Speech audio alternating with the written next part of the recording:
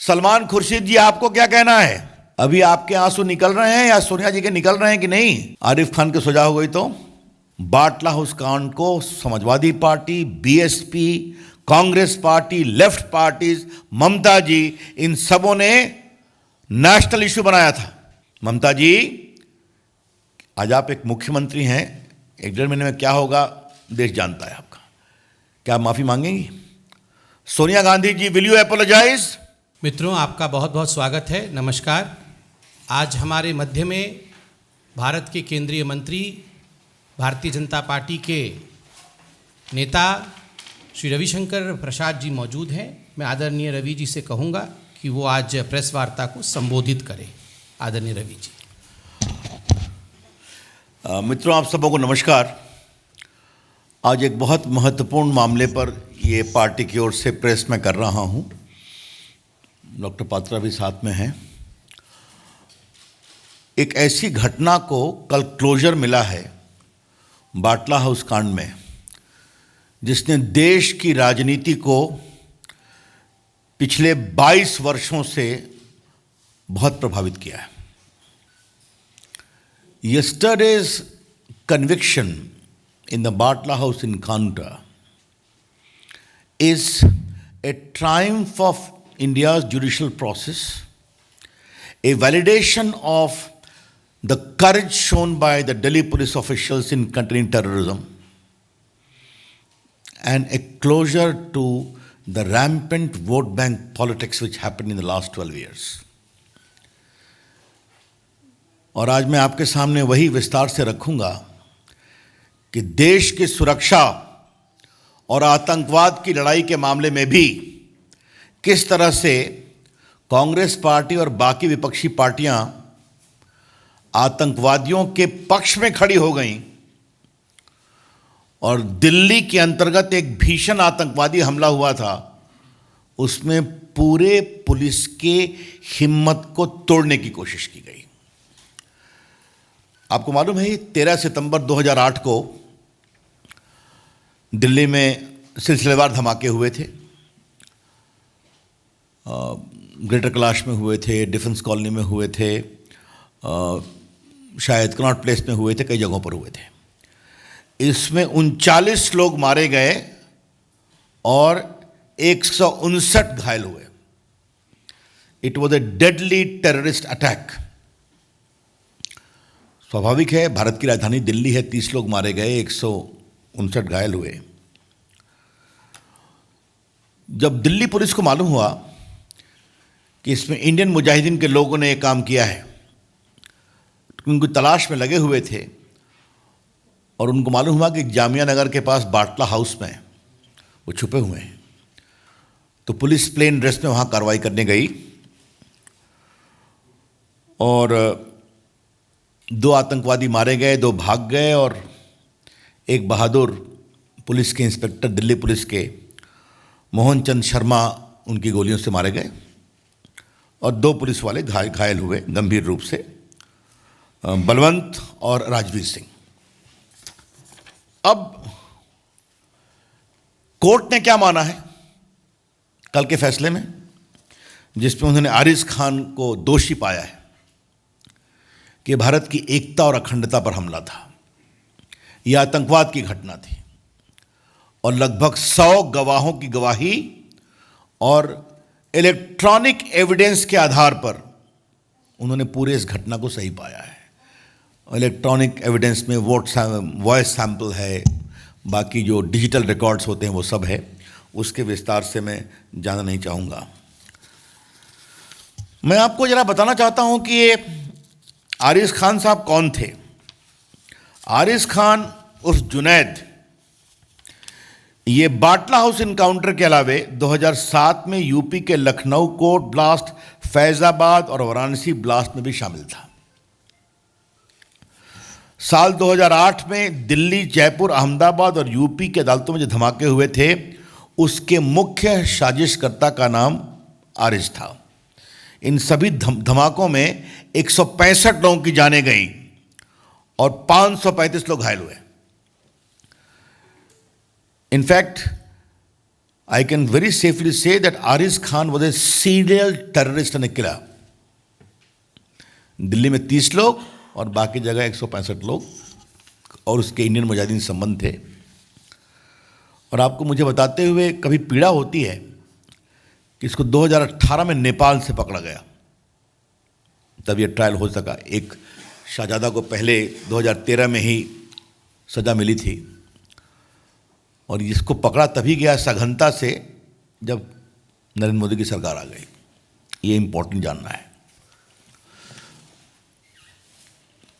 अब हम इसको एक विषय इसलिए कहना ज़रूरी है कि उस समय मैं राज्यसभा में विपक्ष का उपनेता था अपनी पार्टी का, अरुण जी थे, बाकी लोग थे। मतलब मुझे आपसे कहने में कोई शंका नहीं है कि दिल्ली पुलिस के कई लोगों ने हम लोगों से परोक्ष संपर्क किया कि हमें बचाइए। हमें ही हमलावर बताने की मुहिम चल पड़ी है। हम देश की सुरक्षा के लिए क्या करें? आपने सलमान खुर्शीद का वक्तव्य सुना होगा कि सोनिया गांधी को मालूम हुई इस हमले के बारे में और 2 लोग आतंकवादी मारे गए तो आंखों में आंसू उनके आए थे। ये पब्लिक स्टेटमेंट है, रिकॉर्ड पर है, आज कई अखबारों ने कहा है। उस समय पार्टी का मुख्य प्रवक्ता भी था स्वनाम धन दिग्विजय सिंह, तो आजमगढ़ चले गए और उनका एक पब्लिक स्टेटमेंट था कि गोली तो यहां पर लगी है सर के ऊपर, तो हमला कहां से करेंगे? मैंने पूरे इस घटना को एक प्रकार से जबरदस्त संदेह में डालने की कोशिश की गई।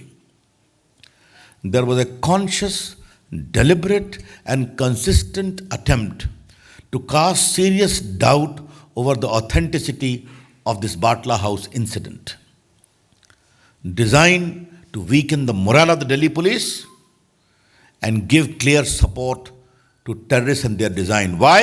For pure vote bank politics. सिर्फ वोट बैंक पॉलिटिक्स के लिए किया जा रहा था।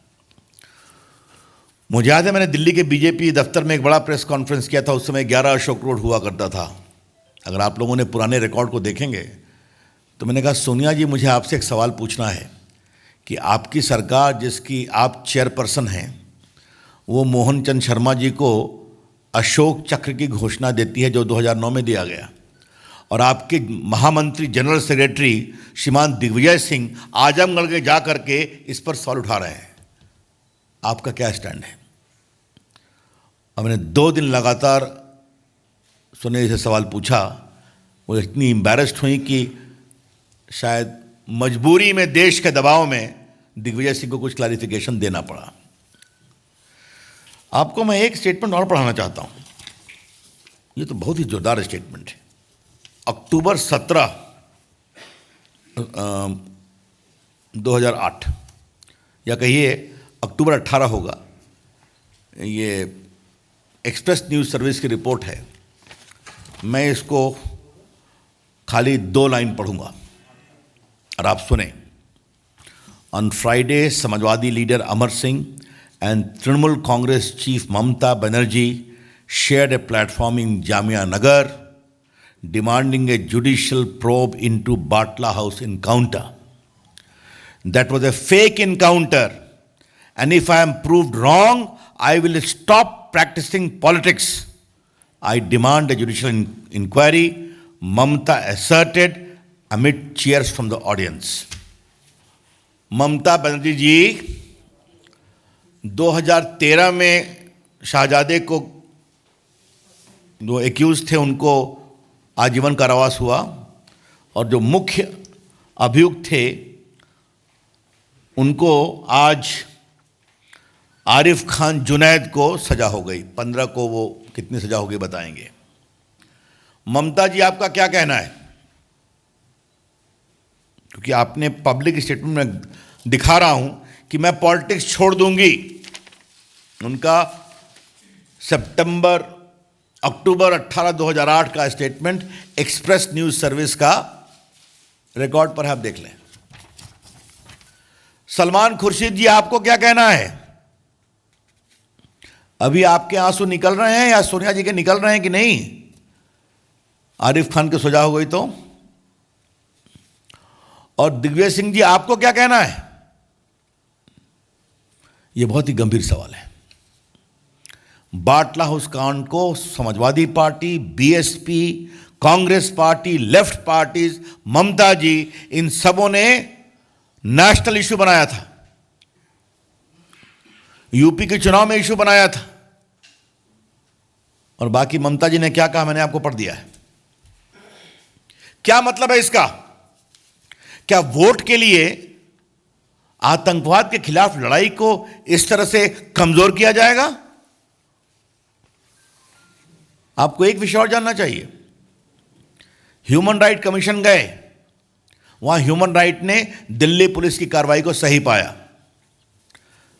फिर इन लोगों ने दिल्ली हाईकोर्ट में चैलेंज किया, दिल्ली हाईकोर्ट ने भी सही पाया। फिर लोग सुप्रीम कोर्ट भी गए, सुप्रीम कोर्ट ने भी डिसमिस किया। क्या हो रहा था? एक ऐसा आतंकी जो अपने नेटवर्क से 165 लोगों की हत्या में शामिल है, दिल्ली में 30 लोग मारे गए, 100 से अधिक लोग घायल हुए, इसकी कोई इज्जत नहीं है क्या? यह बड़े सवाल। इसलिए हाँ, अच्छा किया पात्रा जी ने, केजरीवाल जी भी शामिल थे इसमें, मैं भूल ही गया। उनकी आवाज़ तो सामान्यतः कभी कमज़ोर नहीं होती ऐसे मामलों में। उन्होंने भी डिमांड किया था कि फेक इनकाउंटर है, और ये सब वोट बैंक पॉलिटिक्स के लिए हो रहा था। आज जब देश की न्यायिक प्रक्रिया के द्वारा एक बहुत बड़े आतंकवादी को ये बड़ी सजा मिली है, 100 से अधिक गवाही के आधार पर, साइंटिफिक एविडेंस के आधार पर, मेडिकल एविडेंस के आधार पर, तो क्या ये पार्टियां माफी मांगेगी? हम डिमांड कर रहे हैं, ममता जी, आज आप एक मुख्यमंत्री हैं, 1-1.5 महीने में क्या होगा देश जानता है आपका। क्या आप माफी मांगेंगी? Sonia Gandhi ji, will you apologise? आपके पार्टी के नेताओं ने क्या क्या कैंपेन नहीं किया था कि आपके आंसू निकल गए थे। क्या आप माफी मांगेंगी? और बाकी चाहे वो सपा हो या बसपा हो, हम उनके बारे में भी कहना चाहेंगे। हाँ, केजरीवाल जी से ही पूछेंगे कि आपने भी कहा था, क्या देश के ऊपर आतंकवादी मामले में हम एक स्वर में नहीं बोल सकते? क्या यह सच्चाई नहीं है कि देश में आतंकवाद की जहरें बहुत गहरी हैं, सरहद के पार से हैं? मैं एक बात आज बहुत गंभीरता से पार्टी के फोरम से मांग कर रहा हूं, इन पूरे अभियान से दिल्ली पुलिस के हौसले में कितनी कमजोरी हुई आतंकवाद से निपटने में, इसकी जांच होनी चाहिए, और जांच होकर के देश के सामने बताना चाहिए। हमको मालूम है उस समय दिल्ली पुलिस कितनी घबराई हुई थी। ऐसा लगा कि दिल्ली पुलिस को एकदम मर्डर के रूप में दिखाने में, फेक इनकाउंटर के रूप में दिखाने में एक कैंपेन चल पड़ा था। हम जानते हैं उस समय हम लोगों ने सदन में उठाया था। The BJP demands today that a proper inquiry be made, that because of this sustained campaign by vested political interest purely for vote bank politics, what was the impact on the morale of Delhi police in the fight against terrorism? कि अगर Delhi police का एक बहादुर inspector Mohan Chand Sharma मारा जाए, जिसको अशोक चक्र मनमोहन सिंह और सोनिया जी की सरकार ने दिया, उनके नेता पूरी दिल्ली पुलिस के खिलाफ हाथ धोकर पड़ गए, इससे बड़े शर्म की बात कोई हो सकती है क्या? इसलिए आज हमें लगा कि जब निर्णय हो गया है कोर्ट का, तो हम ये डिमांड करेंगे कि ये इंक्वायरी होकर देश के सामने उसको बताया जाना चाहिए। और पीड़ा की बात यह है कि एनएचआरसी की inquiry report, Delhi High Court का dismissal validating the encounter, Supreme Court के डिसमिसल के बाद भी ये कार्रवाई चलती रही आज तक। तो ये वोट बैंक क्या होता है, इसकी एक बहुत ही शर्मिंदगी भरा ये प्रकरण था। तो मुझे लगा कि अब लोग पूछते हैं कि आपके समय में उनमें अंतर क्या है। आतंकवादी घटना कभी भी हो गलत है, निर्दोष लोग मारे जाएं कभी भी हो गलत है, लेकिन एक अंतर है, वहाँ मुंबई हुआ, दिल्ली हुआ, बाकी हुआ। हमारे यहाँ कोशिश होती है तो सेना को और पुलिस को छूट है और वो प्रिएम्प्टिव तरीके से कार्रवाई कर देते हैं। अब उसका डिटेल मुझे बताने की ज़रूरत नहीं है। और कभी सरहद पर खुराफात करते हैं तो उरी का जवाब भी होता है और बालाकोट भी होता है, ताकि उनके हौसले कमज़ोर होते हैं। यह है अंतर। People who ask questions as to what is the difference you have been able to make in the Narendra Modi government, the reply is very simple. Terrorism any day is something to be condemned about. The nation needs to speak in one voice. But the difference is, then Mumbai happened, Delhi happened. Today, if they try, the police is given freedom to undertake preemptive strike. And their conspiracy and their cells are contained. And if they do something, then Uri is the response and Balakot is the response to break their complete backbone. That is the basic difference. तो मित्रों, मुझे अपनी ओर से यही महत्वपूर्ण बातें कहनी थी और मैंने इसमें सारी बात फैक्चुअली कही है। कई चीज़ों को मैं स्वयं सदन में उठाता रहा हूँ। तो आज कांग्रेस को जवाब देने का समय है। आज वोट बैंक की सियासत करने वालों को जवाब देने का समय है। आज उनके माफ़ी मांगने का समय है। और आज के दिन दिल्ली पुलिस को किसने कमज़ोर करने की कोशिश की, उनके हौसले को, उसकी जांच करके उस जांच की रिपोर्ट को देश के सामने लाने की ज़रूरत है। आज के दिन मैं शहीद मोहनचंद शर्मा के बलिदान पर उनको विनम्र प्रणाम करता हूँ। उनके पूरे परिवार के जज्बे को सलाम करता हूँ। और जिस दिल्ली पुलिस के जवानों ने बाटला हाउस में संघर्ष किया और बहुत बड़े आतंकवाद से देश को बचाने की कोशिश की, उनके साहस को भी अभिनंदन करता हूँ। धन्यवाद। मैं पार्टी के फोरम से बात कर रहा हूँ। आप अनुभवी पत्रकार हैं। जब मैं यहाँ आता हूँ तो पार्टी के कार्यकर्ता के रूप में आता हूँ और देश की अपेक्षा में आग्रह कर रहा हूँ। बाकी शासन अपनी प्रक्रिया से उसके बारे में कार्रवाई करेंगे। देखिए, मुझे एक ही बात कहनी है। आज के दिन मैं इस विषय को एक बड़ी धार देना चाहता हूँ। आतंकवाद पर सियासत कितना की जाएगी? क्या आतंकवाद की घटना एक सच्चाई नहीं है? कितने निर्दोष लोगों की जान जाने के बाद वोटों की सौदागरी कमज़ोर होगी या बंद होगी? ये हैं बड़े सवाल। इसलिए आज मैंने कोई पॉलिटिकल डिमांड नहीं किया है। जिन्होंने किया उनका माफ़ी मांगना बनता है कि नहीं बनता है, ये विषय उठाया है। देखिए, पहले हिंदुस्तान एक लोकतंत्र है। उन्होंने एक डिमांड किया जो गलत था और काफ़ी मामले में आतंकवाद के खिलाफ कार्रवाई में समझौता करने की भी बात थी। मैंने एक्सप्लेन किया है। लेकिन अगर मैं आपको इस परिदृश्य को पिछले 12 साल की राजनीतिक के आलोक में बताऊं तो हाशिए पर चले गए कि नहीं चले गए? कुछ सीखेंगे वो? देश की सोच किधर है? भारत के लोग, भारत की सेना और भारत के सुरक्षा कर्मियों के कमज़ोर करने वाले हौसले की किसी सियासत को बर्दाश्त नहीं करते हैं। और जो लोग डिमांड कर रहे थे वो कहाँ हैं? खुद उनकी पार्टी कितनी कमज़ोर है ये देश ने देखा है। 2018 का ईयर भी बताया।